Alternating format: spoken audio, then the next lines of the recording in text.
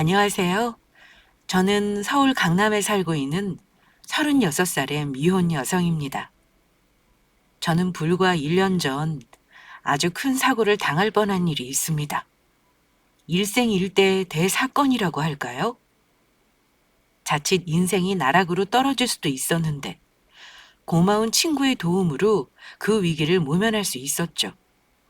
저만은 절대 그런 일은 당하지 않을 거로 생각했는데 작정하고 덤비는 사람을 이길 수 있는 방법은 없더라고요. 자기의 과거와 진짜 정체까지 숨긴 채 저에게 접근한 쓰레기 같은 예비 신랑을 만나 사기까지 당할 뻔했으니까요. 아직도 그 생각을 하면 눈앞이 아찔한 것이 세상에 믿을 사람이 없다는 말이 딱 맞는 표현 같더라고요.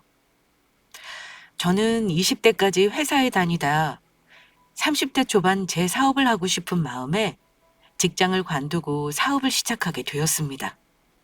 제가 했던 사업은 온라인 쇼핑몰 사업으로 틈새 시장을 노려 한국에서 잘 판매하지 않는 제품들을 외국에서 수입해와 판매하는 일이었습니다.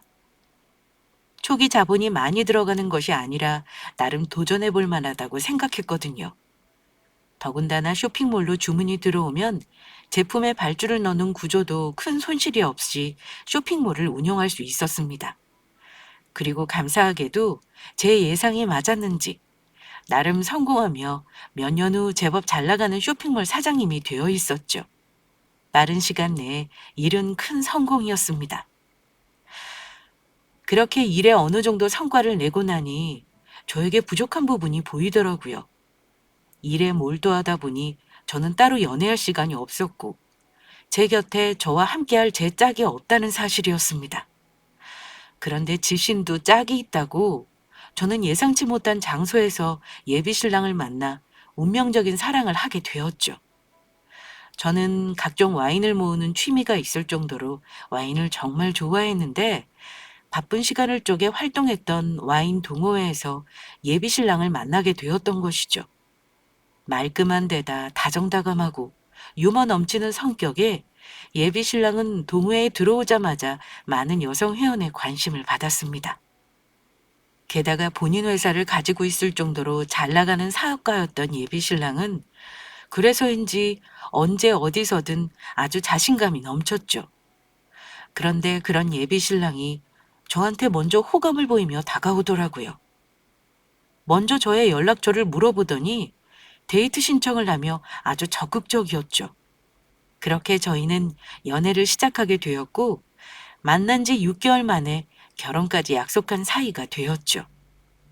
신혼집이며 혼수며 결혼식장 예약까지 결혼 준비가 막힘없이 아주 일사천리로 이루어졌습니다. 그래서 저는 결혼식을 3개월 정도 앞둔 상황에서 친구들을 만나 청첩장을 돌리기 시작했습니다. 그날도 친구들에게 청첩장을 전해주기 위해 친구들을 만나게 되었죠. 제가 결혼한다는 소식에 친구들은 저를 축하해주기 바빴습니다. 와, 영진아, 진짜 결혼 축하해. 나는 너가 남자 만날 생각은 안 하고 매일 하도 일만 해서 언제 좋은 사람 만나서 결혼하나 싶었는데 잘 됐다. 앞으로 행복한 꽃길만 걸어라. 축하해줘서 고마워. 야, 그런데 도대체 너 신랑은 어떻게 생긴 거야? 어디 얼굴 좀 보자. 알겠어. 내가 웨딩 사진 찍은 거 핸드폰에 있으니까 보여줄게. 좋아, 좋아. 진짜 궁금하네. 친구들은 제가 예비 신랑과 찍은 웨딩 사진을 보면서 예쁘게 나왔다며 저와 예비 신랑이 잘 어울린다면서 칭찬해 주더라고요. 그런데 제 웨딩 사진을 보던 한 친구가 조금 놀란 표정으로 저에게 물었습니다. 영진아, 이 남자가 너랑 결혼할 남자라고? 정말이야? 응. 왜? 현수 너가 아는 사람이라도 되는 거야? 아니야. 내가 착각한 것일 수도 있고 아무것도 아니니까 신경 쓰지 마. 명문을 알 수 없는 친구의 말에 조금 찝찝한 마음이 있었던 것은 사실이지만 그때까지는 별 대수롭지 않게 넘겼습니다. 그런데 그날 저녁 친구에게서 전화가 오더라고요. 그리고 친구가 저에게 전해준 이야기에 저는 큰 충격을 받고 말았습니다. 영진아, 오늘 잘 들어갔어? 내가 고민을 해봤는데 아무래도 너한테 꼭 이야기를 해줘야 할 것 같아서 그런데 어떻게 이 말을 전해줘야 할지 모르겠다. 현수야, 무슨 이야기인데 그래? 우리가 어디 하루 이틀 안 사이도 아니고 편하게 이야기해봐. 너 예비 신랑 말이야. 사진으로만 본 거라 확실하게 말할 수 없지만 아무래도 내가 알고 있는 사람 같아서 네 예비 신랑의 정체에 대해서 말이야. 예비 신랑의 정체라니? 그 전에 확인하고 싶은 게 있는데 혹시 네 예비 신랑 쌍둥이거나 그런 건 아니지? 응, 그 사람 외동아들의 부모님도 일찍 돌아가셔서 안 계셔. 있잖아, 영진아, 너 놀라지 말고 들어. 너 예비 신랑 우리 아파트에 살고 있는 사람이랑 똑같이 생겼는데 그 사람은 유부남에 애가 둘이나 있어. 내가 혹시 잘못 봤나 해서 네가 보내준 모바일 청첩장에 있는 웨딩 사진으로도 여러 번 확인했거든? 그런데 아무래도 네 예비 신랑이 그 사람이 맞는 것 같아. 코에 난 점 위치까지 똑같았다고. 뭐라고? 그, 그게 정말이야? 영진아, 너 예비 신랑이랑 결혼하기 전에 그 사람 신분 확실하게 확인한 거야? 요즘 사기 결혼도 많다는데 혹시 너한테 예비 신랑이 돈 빌려가거나 그런 적은 없는 거지? 그 순간 저는 핸드폰을 떨어뜨릴 뻔했습니다. 예비 신랑이 회사에 급하게 자금이 필요하다며 저한테 몇 번 돈을 빌려간 적이 있었거든요. 제가 그 분야를 아는 것이 아니라 자세히는 모르지만 예비 신랑은 작은 투자 회사를 운영하고 있었는데 그때는 결혼할 사이이고 회사에서 직원들과 직접 인사까지 나눴던 터라 전혀 의심하지를 못했습니다. 게다가 일찍 돌아가신 부모님 대신 키워줬다는 예비신랑 외삼촌 부부까지 만나 뵙던 터라 감쪽같이 속고 있었던 것입니다. 영진아, 내 말 듣고 있는 거야? 그래도 혹시 모르니까 네가 다시 한번 확인해봐. 내가 정말 잘못 본 것일지도 모르니까. 전 너무 충격을 받아 순간 눈앞이 까매지는 기분이었어요. 그때는 어찌나 충격이 컸던지. 앞으로 이 일을 어떻게 해결해야 할지 생각조차 할 수가 없더라고요. 그래도 일단 마음을 진정시키고 혹시나 하는 마음에 먼저 친구에게 예비신랑의 얼굴을 직접 보고 정말 친구와 같은 아파트에 사는 사람이 맞는지 확인해 달라고 부탁을 했죠. 혹시나 친구가 비슷한 사람을 착각해서 잘못 본 경우가 있을지도 모르니까요. 섣불리 행동하다 저와 결혼할 예비 신랑에게 상처를 주면 안 된다는 생각이었습니다. 저는 예비 신랑에게 저와 친한 친구를 소개해주고 싶다는 말로 식사 약속을 잡아 만나게 되었습니다. 친구는 얼마 후 진정을 하긴 했지만 예비 신랑을 보자마자 매우 놀란 표정이었습니다. 그 표정에 저는 단번에 직감할 수 있었습니다. 친구가 말했던 같은 아파트에 살고 있다는 애 둘 딸린 유부남이 예비 신랑이 맞는다는 사실을요. 그런데 예비 신랑은 사람 얼굴을 잘 기억 못하는 사람인 것인지 제 친구를 보는데도 전혀 알아보지 못하는 것 같았죠. 그날 저는 친구와 식사를 끝낸 후 남자친구와 헤어진 후 어느 한 카페로 향했습니다. 그리고 거기서 기다리고 있던 것은 조금 전 식사를 마치고 저와 헤어지는 척했던 친구였죠. 현수야, 어때? 정말로 너희 아파트에 사는 그 애 둘 딸린 유부남 맞아? 확실해. 저 사람 부인이 자기 남편 잘 나가는 사업가라면서 얼마나 잘난 척하면서 자랑하고 다녔는데 그래서 동네에 모르는 사람이 없어. 그렇구나. 현수 너 아니었으면 나 그것도 모르고 감쪽같이 당할 뻔했어. 그런데 영진아, 너 괜찮은 거야? 나는 다른 것보다 네가 상처받았을까 봐 그게 걱정이다. 괜찮지 않다면 거짓말이겠지만 그래도 지금이라도 안 게 어디야. 현수 너 아니었으면 사기 결혼까지 해서 진짜 내 인생 망할 뻔한 거잖아. 현수야 정말 고마워. 네가 정말 내 은인이다. 친구 좋다는 게 뭐니? 이럴 때 돕는 거지. 무엇이든 내 도움 필요하면 언제든지 이야기하라고. 그리고 전 며칠 후 주말 친구가 알려준 주소로 예비 신랑이 살고 있는 아파트 앞을 찾아갔습니다. 친구가 확인해 주긴 했지만 예비 신랑이 저를 속이고 있는 것이 정말 맞는지 직접 확인할 필요가 있었으니까요. 친구 말로는 주말마다 가족끼리 외출을 잘한다는 이야기에 예비 신랑과 그의 가족들이 밖으로 나올 때까지 지하 주차장에서 친구와 같이 기다리기로 했죠. 그리고 아니나 다를까. 친구의 말대로 가족들과 외출하기 위해서인지 주차장으로 나오는 예비 신랑 놈을 확인할 수 있었습니다. 양 옆으로 제 자식들 손까지 꼭 붙잡고 있는 놈의 모습을요. 저한테는 외국에서 온 바이어에게 한국 관광을 시켜줘야 해서 못 만날 것 같다고 하더니 그 바이어가 본인 아내와 아이들이었나 봅니다. 차오르는 분노에 저는 참을 수가 없었습니다. 아이 둘에 가정까지 있던 놈이 저에게 총각 행세까지 하며 속여왔던 것이니까요. 그것도 저에게 사기를 치기 위해서요. 예비 신랑 놈은 정말로 저와 사기 결혼을 하려고 했던 것입니다. 그래서 그날 결심했죠. 저와 사기 결혼을 하려고 했던 예비 신랑을 결코 용서할 수 없었으니까요. 제 인생을 대놓고 망치려고 한 예비 신랑을 제대로 혼내주기로 마음먹었습니다. 제 전부를 걸고 복수하기로요. 그래서 저는 일단 예비 신랑에 대해 제대로 알 필요가 있다고 생각해 흥신소에 예비 신랑에 대한 조사를 맡기게 되었습니다. 그랬더니 저에게 말한 대부분의 것들이 전부 거짓말이더라고요. 돌아가셨다고 말했던 예비 신랑의 부모님은 두 분 모두 멀쩡히 살아있는 데다 명문대 나왔다던 예비 신랑 놈은 지방대 출신으로 학교도 제대로 졸업하지 않았습니다. 게다가 몇 번의 사기 전과까지 있는 전과자였죠.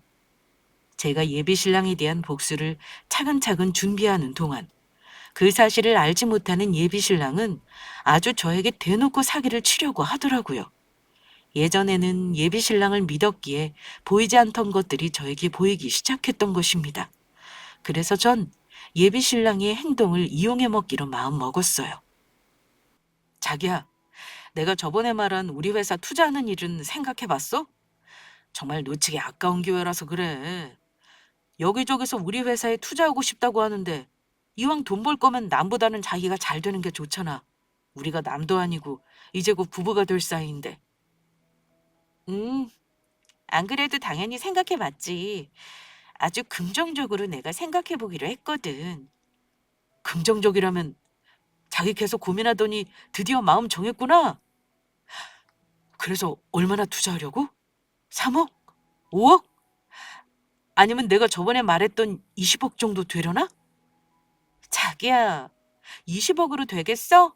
우리 예비 신랑한테 투자하는 건데 자기 정도 능력이면 내 전부를 걸고 올인해야지. 오, 올인이라니? 자기 진짜야? 와, 정말 고마워. 내가 앞으로도 자기한테 진짜 잘할게. 평생 행복하게 해주겠다고 내가 약속한다. 그 말 진심이야? 그럼 진심이고 말고 자기 위해선 내가 못할 게 없다고. 그러면 어디 한번 증명해봐. 자기가 나한테 잘하는 건 사실이지만 자기 회사 투자하기 전에 날 얼마나 사랑하는지 시험해봐야겠어. 시험이라니? 무슨 시험? 무엇이든 시켜달라고? 나 뭐든지 할 수 있으니까. 자기 솔직히 사랑한다면서 나한테 해준 게 뭐 있어? 내 친구 남자친구들은 명품백이며 옷이며 잘만 사서 선물해준다던데 자기는 그런 거 나한테 해준 적 한 번도 없잖아. 그거야 자기야. 그런 거 별로 관심 없어서 그랬던 거지. 그리고 자기가 너무 비싼 거 싫다고 선물하지 말라며.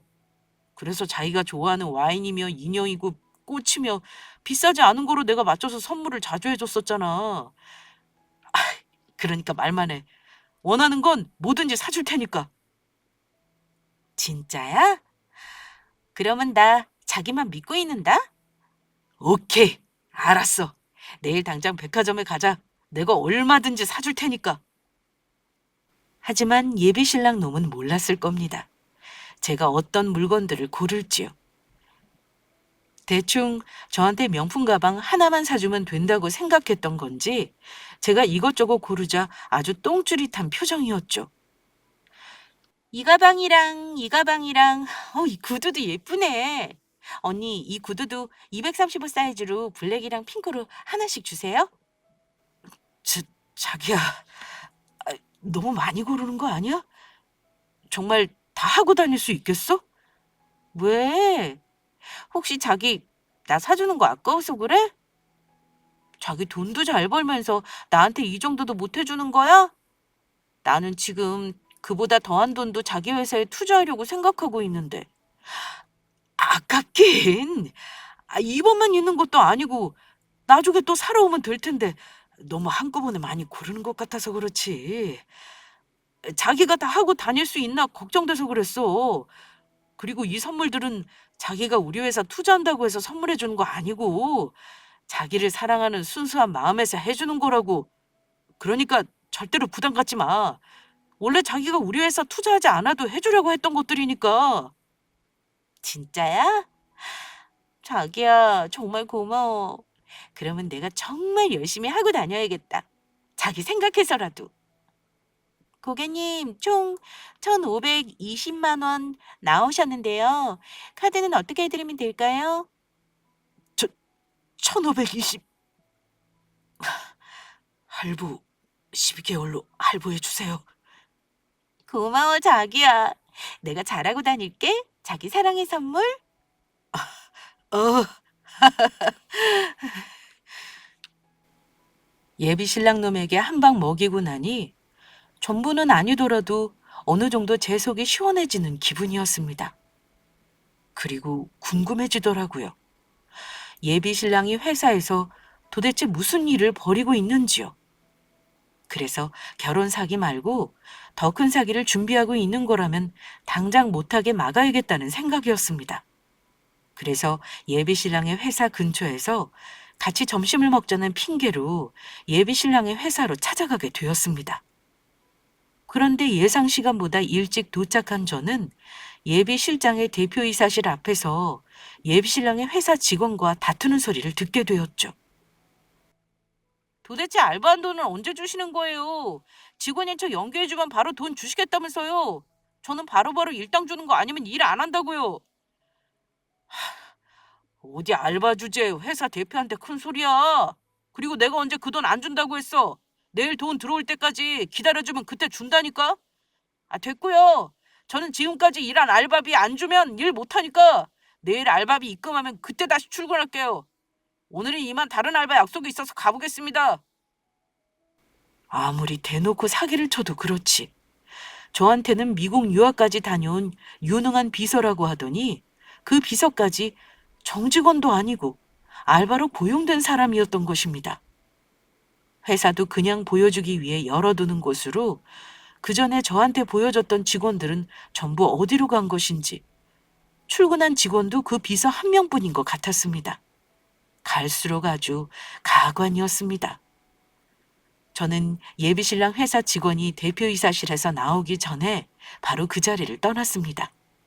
예비신랑 회사로 가던 중에 급한 일이 생겨 만나지 못할 것 같다는 문자를 보냈죠. 그리고 며칠 후 저는 예비신랑을 데리고 현수라는 친구를 다시 한번 만나게 되었습니다. 예비신랑의 일로 이야기를 하다가 안 사실인데 현수의 친한 친구가 예비신랑이 저한테 나왔다고 속였던 대학교 출신이었던 것입니다. 게다가 예비신랑이 말한 학과에 같은 학번이 있었고요.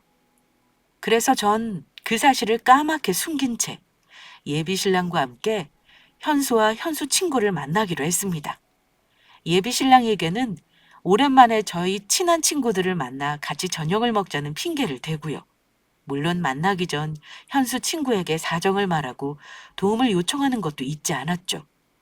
다른 사람에게 거짓말을 하며 사기를 쳤다간 얼마나 곤란한 상황을 겪을 수 있는지 예비 신랑에게 직접 느끼게 해주고 싶었거든요. 현장 교육보다 더 좋은 경험은 없을 테니까요. 자기야, 인사해. 여기는 내 친구들. 현수는 저번에 봤고 여기 진욱이는 처음 보지. 진욱이는 지금 평범하게 직장 다니고 있어. 안녕하세요. 최진욱이라고 합니다. 제가 예전에 영진이 많이 좋아했었는데 정말 부럽습니다. 그런가요? 반갑습니다. 그런데 진욱 씨 직장 다니신다고 했나요? 그 정도 나이면 본인 사업도 해볼 만 하셨을 텐데 능력이 안 되셨나 봐요.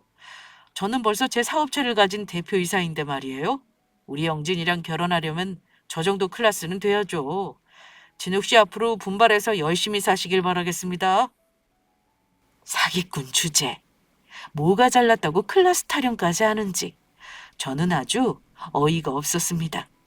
여기 있는 사람들 모두 예비 신랑이 사기꾼이라는 사실을 알고 있는데 말이에요. 마음 같아서는 당장 예비 신랑 놈에게 사기치는데도 클래스가 있는지 직접 따져 묻고 싶은 심정이었죠. 하지만 그 뒤에 이어지는 저의 물음에 예비 신랑 놈의 얼굴은 아주 사색이 되었습니다. 그런데 내가 자기 어떻게 하나 보려고 가만히 있었는데 왜 진욱의 얼굴 못 알아봐?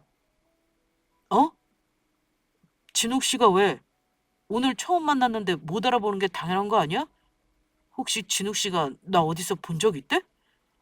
그게 아니고 진욱이 자기랑 같은 대학 나왔거든. 에이, 우리 학교 나온 사람이 어디 한둘이야. 그 많은 사람을 어떻게 내가 다 알아봐. 그게 아니고 진욱이가 당신이랑 같은 학과 동기라고. 그런데 자기 꼭 진욱이 오늘 처음 만난 사람처럼 구네? 얼굴도 전혀 못 알아보고. 뭐? 그랬어? 나랑 같은 학과 동기? 아, 어쩐지 얼굴이 낯익다고 했더니 나랑 과 동기였구나. 오랜만에 봐서 못 알아봤네. 반갑다, 친구야. 그래, 반갑긴 한데 나도 정말 신기하네. 너 정말 우리 학교 나온 거 맞아? 나도 너 얼굴 오늘 처음 보는 것 같아서. 다, 당연히 맞지. 우리 학과에 애들이 좀 많았냐? 그래서 낯설게 보일 만도 하지. 나도 지금 막 너 알아봤는데 늦게 알아봐서 미안하다, 야. 그래? 그래도 아무리 봐도 이상하네. 아무리 봐도 낯설어서 말이야. 그리고 나는 몰라도 네가 날 못 알아본다는 것도 이상하고. 야, 너 대학교 때부터 무슨 관종이었냐? 아무리 네가 대학 때 유명했어도 모든 사람들이 널 알 수는 없는 거라고. 그게 아니고 너 정말 기억 안 나? 내가 1학년 때 과 대표였잖아. 다른 건 잘 기억 못해도 애들이 과 대표 얼굴은 기억한다던데. 그래? 미안. 사실 나 그때 같은 과 애들이랑 별로 친하지가 않아서 네가 과 대표였던 것까지는 기억이 잘 안 나네. 뭐 기억이 안 난다는데 어쩔 수 없지. 그리고 그때 동기 애들이랑 안 친했으면 지금이라도 친하게 지내면 되겠네. 내가 다음에 동기 애들 만날 때 부를 테니까 너도 꼭 나와. 그 중에 한 명이라도 너 알아보는 애들은 있겠지. 그렇게까지 안 챙겨줘도 되는데. 알겠어. 꼭 갈게. 아무튼 고맙다. 나까지 챙겨줘서. 예비 신랑은 본인의 거짓말이 들킬까봐 아주 똥줄이 타는 표정이었습니다. 그리고 혹시 본인의 거짓말이 들킬까봐 오늘 본 제 친구들이 전부 마음에 안 든다면서 만나지 말라고 하더라고요. 특히 그 진욱이라는 친구는 매너도 안 좋고 자기가 가까이 지내지 않는 게 좋을 것 같아. 아니지? 아예 절교하는 게 어때? 그런 질 나쁜 사람이랑은 차라리 친구를 안 하는 게 낫다고. 진욱이가 얼마나 좋은 친구인데 그런 말을 해. 그리고 자기한테 계속 친절하게 대해줬는데 알면 섭섭해하겠다. 그리고 자기 정말 거기 대학 나온 거 맞아? 진욱이가 머리 좋아서 한 번 본 거 웬만하면 다 기억하거든. 그런데 왜 자기를 못 알아보지? 글쎄, 혹시 그 진욱인가 뭔가 하는 그놈 말은 믿으면서 내 말은 자기 못 믿는 거야? 지금 날 의심하는 거냐고. 정 못 믿겠으면 대학교 졸업 사진이라도 보여줘? 알겠어, 알겠어. 자기 말을 믿지 내가 왜 못 믿어.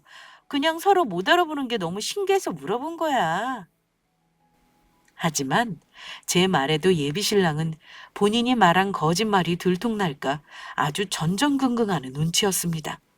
제가 대학 졸업 앨범을 확인하자고 하는 순간 모든 거짓말이 들통이 날 수도 있는 일이니까요. 그래서 저는 예비 신랑 놈 똥줄 좀 더 타라고 기억이 날 때마다 예비 신랑의 대학교 이야기를 들먹였죠. 그렇게 예비 신랑에 대한 복수를 하나둘씩 실행하고 있는 가운데 저에게 한 가지 고민이 생겼습니다. 예비 신랑의 부인도 혹시 그가 사기꾼이란 사실을 모르고 아이까지 낳아 살고 있는 것은 아닌지 하는 걱정이었죠. 만약 제가 걱정하는 것이 사실이라면 어떻게든 빨리 예비 신랑 놈의 정체에 대해 밝히고 구해내야겠다는 생각이었죠. 그러나 그 반대의 경우로 예비 신랑 놈이 사기꾼이라는 걸 알면서 같이 살고 있는 것일 수도 있으니 신중해 줄 필요가 있었습니다. 그래서 좀 더 지켜보기로 했죠. 그러던 중 우연치 않은 계기로 진실에 다가갈 수 있었습니다. 레스토랑에서 밥을 먹고 있는데 예비 신랑에게 전화가 오더라고요. 그런데 전화가 오는 순간 예비 신랑이 제 눈치를 보는가 싶더니 중요한 거래처의 전화라며 자리를 비우는 것이었습니다. 평소에 자주 있던 일이라 그동안은 대수롭지 않게 여겼었는데 아무리 봐도 낌새가 이상한 것이 이번에는 예비 신랑이 누구와 통화하는 것인지 제대로 확인할 필요가 있어 보였습니다. 그래서 저는 전화를 받으러 나간 예비 신랑 뒤를 몰래 쫓아갔고 레스토랑 밖 구석에서 예비 신랑이 통화하는 소리를 들을 수 있었습니다. 이번에는 확실하다니까. 영진이 걔 돈도 많고 순진해서 아주 한탕 크게 할 수 있을 것 같아. 일단 빨리 결혼해서 있는 재산 좀 전부 뜯어내고 빨리 이혼하자고 해야지. 우리 그러면 그때는 정식으로 결혼해서 혼인신고해서 살자. 애들도 빨리 내 호적에 올리고 당신 힘들어도 조금만 참아줘. 내가 정말 열심히 해볼 테니까. 내가 사랑하는 거 알지, 여보? 사랑해? 제 걱정은 정말 쓸데없는 것이었죠. 예비 신랑의 아내도 이미 모든 사실을 알고 그 사기꾼 놈과 같이 생활하고 있었던 것이었으니까요. 옆에서는 말리지는 못할 망정, 공범까지는 아니어도 자기 남편이 범죄를 저지르는 사실을 알면서도 눈 감아주고 있는 그놈의 부인 또한 정말 용서할 수가 없더라고요. 본인들 잘 살자고 다른 사람의 눈에 피눈물을 흘리게 만드는 일이었으니까요. 예비 신랑의 아내 또한 예비 신랑과 다를 바 없는 나쁜 인간이었죠. 그래서 예비 신랑의 부인도 조금은 혼내주기로 마음먹었습니다. 당한 사람만큼은 아니지만 아주 제대로 속을 뒤집어줄 작정이었죠. 그래서 어떻게 하면 예비 신랑의 부인 속을 제대로 뒤집어줄지 고민하던 차에 친구에게서 아주 뜻밖의 정보를 듣게 되었습니다. 예비 신랑 부인이 친구네 동네 근처에서 혼자 그림 공방을 운영한다는 이야기였어요. 그래서 저는 일부러 예비 신랑의 부인이 운영하는 공방에 수강 신청을 해 몇 번 수업을 들었습니다. 그리고 일주일 정도 시간이 흘렀을까. 차를 가지고 오지 않았다는 핑계로 예비 신랑을 그림 공방으로 불렀습니다. 제가 주소를 이야기하자 예비 신랑은 매우 당황한 눈치였지만 저에게 대놓고 티는 낼 수는 없었죠. 그래서 예비 신랑은 저를 데리러 예비 신랑 부인이 운영하는 그림 공방으로 오게 되었는데 예비 신랑에게 연락을 받은 것인지 예비 신랑과 예비 신랑 부인까지 몹시 표정이 좋지 않았습니다. 하지만 저는 일부러 모르는 척 하면서 예비 신랑에게 아주 다정하게 팔짱을 끼며 예비 신랑 부인에게 이야기했습니다. 선생님, 저와 결혼할 저의 예비 신랑이에요. 어때요? 사람 정말 좋아 보이죠? 선생님 공방에서 그린 그림 저희 신혼집에 걸어 놓으려고요. 저 그림 그리는 거 선생님도 많이 도와주셨잖아요. 정말 고맙습니다. 어, 네. 신랑 되실 분이 정말 인상이 좋아 보이시네요. 우리 자기가 저 만나서 정말 행복하대요. 살아생전 저만큼 사랑했던 여자가 없다면서요. 전 여자친구는 성격도 별로고 저보다 못생겼는데 성격도 개차반이라 아주 질렸었다고 하더라고요. 여자 쪽에서 자꾸 쫓아다녀서 어쩔 수 없이 만났지만요. 자칫하다가는 결혼까지 하자고 할 것 같아서 정말 그때 아찔했었대요. 아, 그런데 그 여자분도 선생님처럼 그림 공방을 운영했다고 하더라고요. 뭐라고요? 그림 공... 그런데 그 여자분이 성격도 개차반에 얼굴도 못생겨서 아주 질렸다고 했다고요? 하도 쫓아다녀서 어쩔 수 없이 만난 것이라고요? 네. 그런데 왜 선생님이 본인 일처럼 화를 내세요?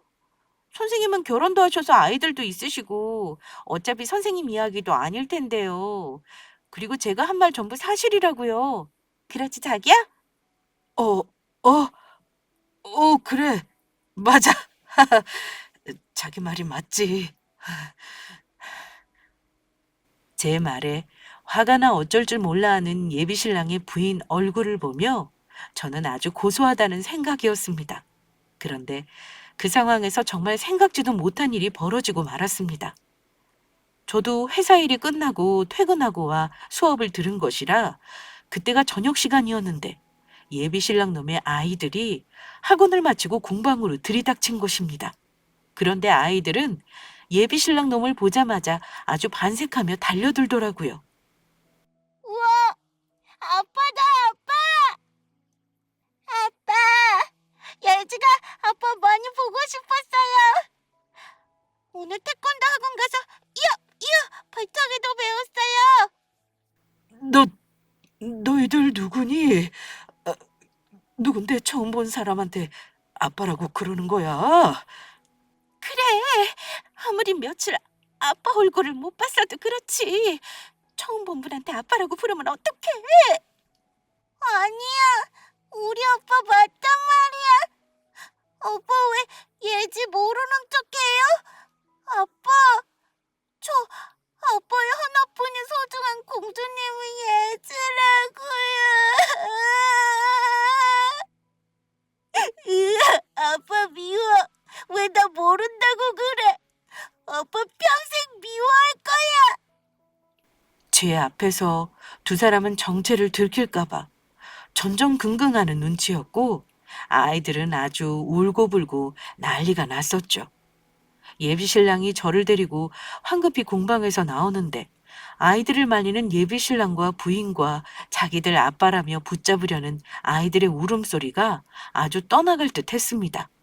그런 일이 있었는데도 끝까지 저를 속이려고 하는 예비 신랑 놈을 보며 참 독하다는 생각이었습니다. 사기를 치기 위해 제 자식들한테까지 상처를 주는 예비 신랑을 보며 정말 인간이 맞나 싶기도 했고요. 그런데 예비 신랑은 상처받았을 제 자식들 걱정보다 혹여 오늘 일로 저에게 사기친 걸 들켰을까 전전긍긍하는 모습이더라고요.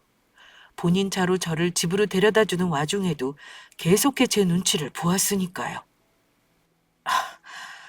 애들 진짜 이상하다. 아무리 그래도 그렇지 처음 보는 나한테 어떻게 아빠라고 할 수 있지? 난 그래도 아이들이 불쌍하더라. 얼마나 아빠가 아이들한테 신경을 안 써줬으면 처음 보는 자기를 아빠라고 착각하겠어. 애들 아빠가 정말 인간 같지도 않은 놈인가 봐. 쓰레기 같은 자식. 안 그래, 자기야? 어? 어, 자기 말이 맞아. 정말 쓰레기네. 쓰레기야. 예비 신랑을 이 정도로 혼을 내줬으면 저도 할 만큼 했다는 생각이었습니다. 그래서 마지막으로 제대로 결판을 낼 생각이었죠. 저는 예비 신랑 놈을 저희 회사 사무실로 불러냈습니다. 그리고 혹시 몰라 경호원분들까지 고용한 상태였죠. 그런데 제가 중요한 할 말이 있다고 저희 회사로 와달라는 연락에 예비 신랑은 제가 본인 회사에 투자할 투자금을 마련해서 부른 것으로 착각하더라고요. 저를 만나기 위해 저희 회사 사장실로 들어오는 예비 신랑의 얼굴에는 아주 화색이 돌다 못해 너무 좋아서 입이 찢어져 죽으려고 했습니다. 제가 대동한 경호원분들을 보고 조금 긴장한 눈치이긴 했지만요. 자기야, 저 사람들은 누구야? 신경 쓸 필요 없어. 잠시 내가 필요해서 고용한 직원분들이니까. 그래. 그런데 자기야, 오늘 나 왜 보자고 한 거야?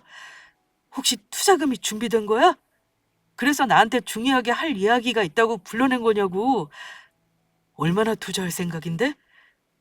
자기 전 재산 올인할 거라고 그랬지?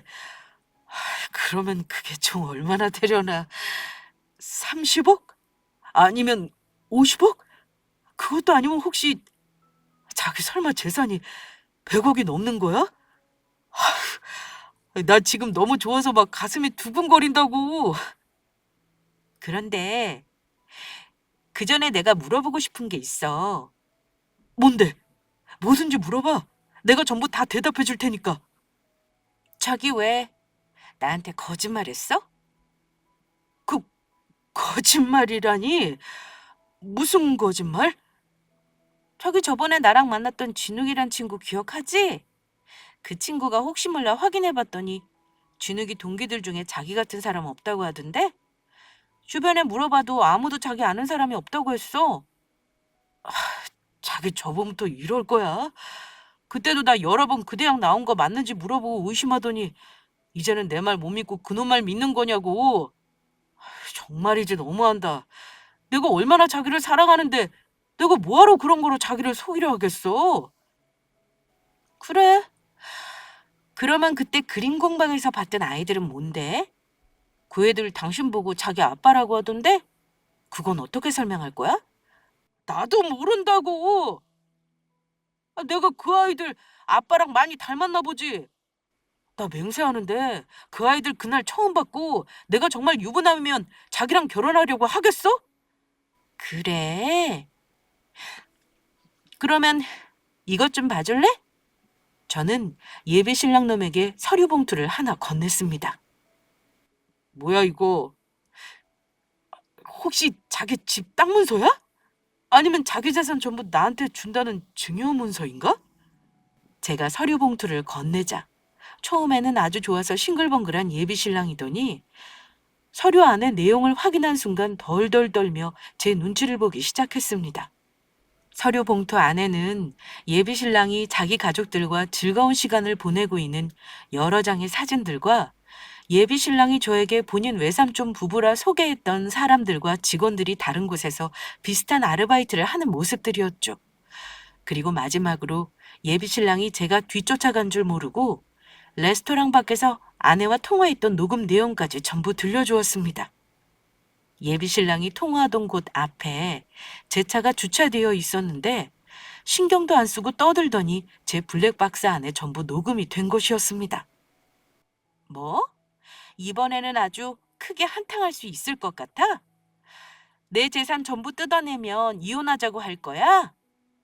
유부남이 아니긴 뭐가 아냐?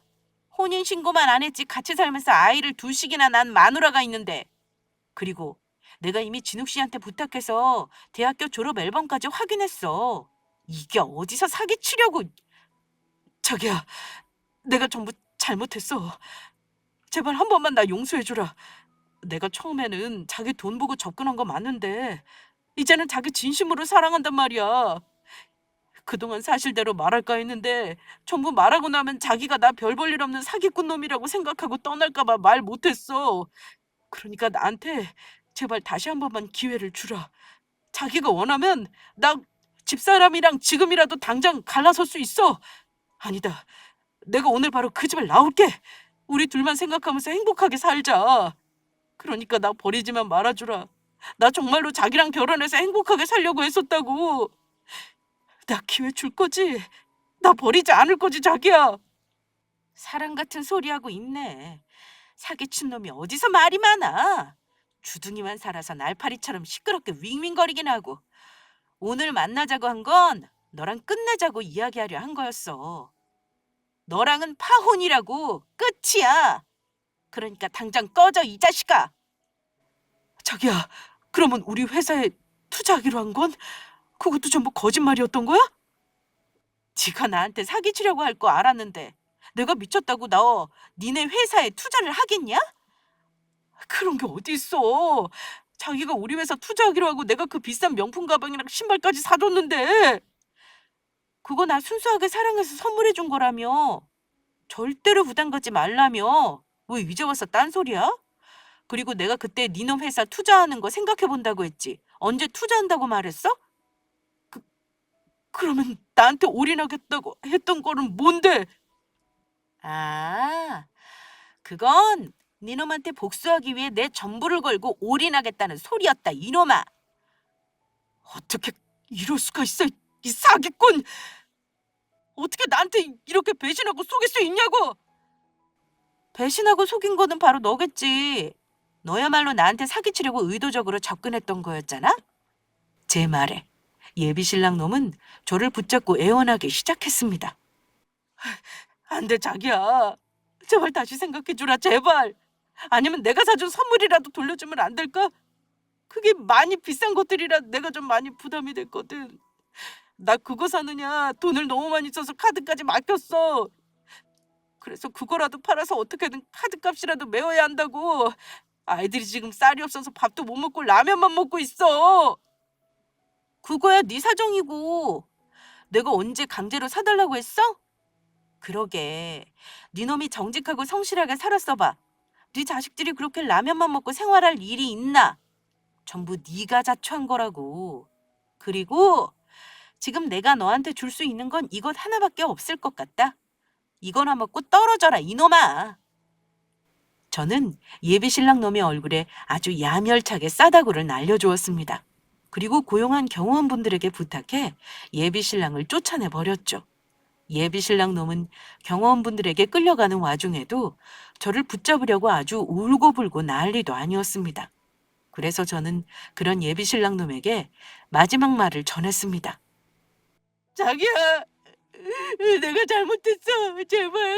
제발 한 번만 기회를 달라고, 자기야. 어디 애 둘 딸린 유부남이 누구 보고 차기래. 다 필요 없고 그동안 빌려갔던 돈이랑 나한테 결혼 비용 쓰게 한 것까지 전부 뱉어내야 할 거야. 아주 이자까지 제대로 계산해서. 아니면 내가 바로 너 사기죄로 경찰에 고소해버릴 테니까. 애들 두고 콩밥 먹고 싶으면 어디 마음대로 해봐. 그날 밤 예비신랑은 마지막 발악이라도 하고 싶었던 것인지 저희 집 앞까지 찾아와 고래고래 소리까지 질렀습니다. 하지만 아무 소용이 없었죠. 제가 바로 경찰에 스토킹으로 신고해버렸거든요. 예비신랑은 그 일로 정말로 출동한 경찰에 의해 경찰서로 끌려가 조사까지 받았고요. 그제야 무서웠는지 더는 저를 찾아오지 못하더라고요. 그리고 다행히 얼마 지나지 않아 예비신랑에게 제가 빌려줬던 돈과 제가 썼던 결혼 비용까지 전부 받아낼 수 있었습니다. 말이야 그렇게 했지만 예비신랑한테 그 돈들을 받게 될 줄은 상상도 못했거든요. 아무래도 아이들을 두고 교도소는 갈 수 없었나 봅니다. 다행이라면 저에게 제대로 해먹으려던 속셈이었는지 예비신랑이 신혼집 마련했기에 제가 큰 손해를 보지 않았다는 것입니다. 예비신랑이 마련했던 그 신혼집도 알고 보니 월세이긴 했지만 말이에요. 제 인생이 농락당한 것을 생각하면 더 혼내주고 싶은 마음도 있었지만 친구 덕분에 결혼 전 그 사실을 알아 큰 위기를 모면할 수 있었던 것에 감사하며 그만 끝내자는 생각이었습니다. 그래서 모든 걸 정리하면서 예비 신랑에게 받았던 선물들도 전부 팔아서 자선단체에 기부를 했습니다. 그 정도면 예비 신랑 놈도 정신을 차렸을 거란 생각을 하면서요. 그런데 얼마 후 저를 도와줬던 친구에게서 아주 놀라운 소식을 듣게 되었습니다. 예비 신랑 놈이 동네 주민들이 보는 앞에서 수갑을 차고 경찰들에게 끌려갔다는 것이었죠. 알고 보니 저와 만나며 다른 여자한테도 저한테 한 것처럼 사기를 치고 있었더라고요. 그 여성분은 예비신랑보다 나이가 한참 많은 연상의 엄청난 재력가로 예비신랑은 그 여성분한테 수시로 본인 회사 투자 명목으로 큰 돈을 뜯어냈었나 보더라고요. 어쩐지 제가 빌려간 돈이며 제가 썼던 결혼준비 비용까지 순순히 돌려준다고 했더니 제가 고소해 교도소에 들어가게 되면 모든 사실이 밝혀져 저보다 더 큰 물고기인 그 여성분을 놓칠 것 같으니 그랬던 것 같습니다. 저야 이미 엎어진 배나 따로 없으니 하나라도 제대로 성사시키고 싶은 마음에서요. 그래서 결국 예비신랑 놈은 교도소에 들어가 콩밥을 먹게 된 것 같고요. 친구의 말로는 예비신랑 집이 법원에 압류가 되면서 예비신랑 부인도 동네에 소문이 나서 그런지 공방까지 정리하고 조용히 아이들이랑 이사를 갔다고 합니다. 그래서 그 후 신랑이며 신랑 가족들의 소식은 전혀 듣지 못했다고 하고요. 예비신랑 놈은 사기까지 치며 남의 인생을 가지고 농락하고 망치려고 하더니 결국 본인 인생뿐만 아니라 아내며 자식의 인생까지 망치고 만 것이죠. 부디 이번에는 제발 정신을 차렸으면 하는 마음입니다. 다른 사람들에게 상처를 주면 본인이 어떻게 되는지 깊이 깨달았으면서요. 그나마 다행이라면 이번 일을 통해 좀 더 남자 보는 눈을 키우며 진정한 우정도 얻게 되었다는 것이었습니다. 사기 결혼을 당할 뻔했다는 것이 뼈아픈 사실이긴 하지만 저를 생각하는 현수란 친구의 깊은 우정도 느낄 수 있었던 경험이었으니까요. 친구는 대학교 때 동기로 그렇게 가까운 사이는 아니었는데 이 일을 계기로 둘도 없는 친한 사이가 된 것입니다. 친구는 얼마 전에 결혼을 하게 되었는데 부케를 제가 받게 되었습니다. 부디 다음번에는 좋은 인연을 만나라며 저에게 부케를 주고 싶었다고 하더라고요. 아직 선뜻 누군가를 만날 용기가 나지는 않지만 그래도 언젠가 남자를 만나게 된다면 그때는 그 사람의 겉모습이나 번지르르한 말이 아닌 그 사람의 마음부터 들여다볼 수 있는 사람이 되려 합니다. 그래서 더욱 성숙해진 사랑을 하고 싶은 바람이에요. 그러면 여기서 제 사연을 마치면서 제 이야기 들어주신 모든 분들께 부디 좋은 일들만 있기를 바라겠습니다. 모두 감사합니다.